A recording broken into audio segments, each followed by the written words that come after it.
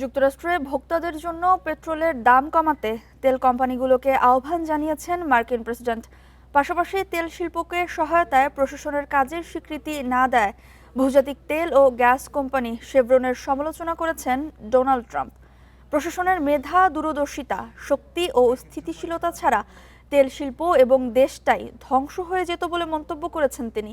উদাহরণ দিতে গিয়ে ট্রাম্প বলেন, মাইক এবং শেভরনকে ভেনেজুয়েলা থেকে বের করে দেওয়া হয়েছিল, কিন্তু এখন তারা আগের চেয়ে অনেক শক্তিশালী হয়ে ফিরে এসেছে এবং বিপুল মুনাফা অর্জনের আশা করছে।